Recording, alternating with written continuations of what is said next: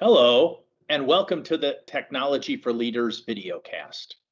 I'm Mike Moran, the CEO of Affiliated, a cybersecurity, compliance, and IT managed services firm here in Columbus. As part of my role, I do a lot of speaking engagements for industry associations, at conferences, and with business peer groups.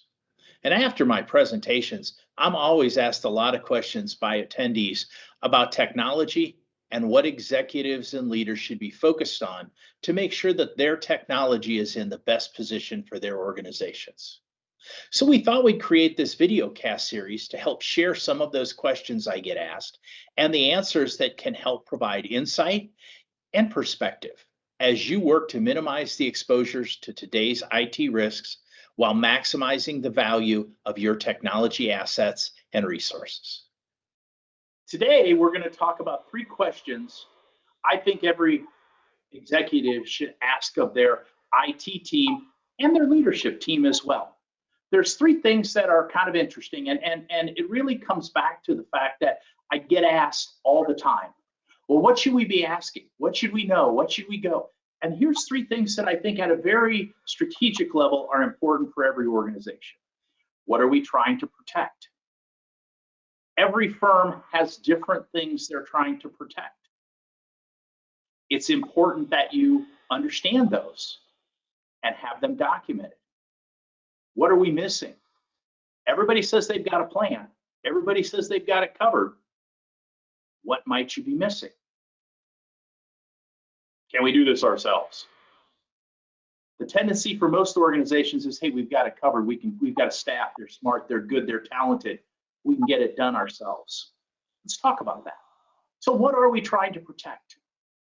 Again, different organizations have different things. Some have regulatory requirements where they're required to protect data. Others are interested in the intellectual property they've created. Some other ones are just focused 100% on productivity. Hey, we do not want to be down. We can't afford it. We're a 7x24 operation. We have to be up and running all the time. What are you trying to protect? If you look at the NIST cybersecurity framework, and you'll hear me talk about this a lot, but in the NIST cybersecurity framework, in the first step, identify, it's to understand your assets. So what are you trying to protect? Well, I have hardware devices. Do you have a list of them? Do you know what they are, where they are? Do you know the applications that you're running, whether they're in the cloud or on-premise? What are those applications? And then your data. What do you do? What kind of data do you have? Where is it? And do you need to protect it from a regulatory perspective? Understanding that scenario right there, what are we trying to protect? And then prioritizing those things are very important for the organization in terms of understanding what you're looking to do and how you're setting the table for the activities and efforts you have to provide. What are we missing?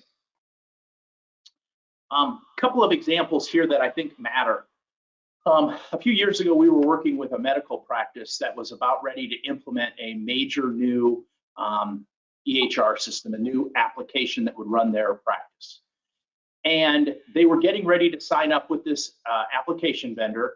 And at the very end, we were talking about it, and I just said to him, I said, well, have you had a second set of eyes look over the project plan?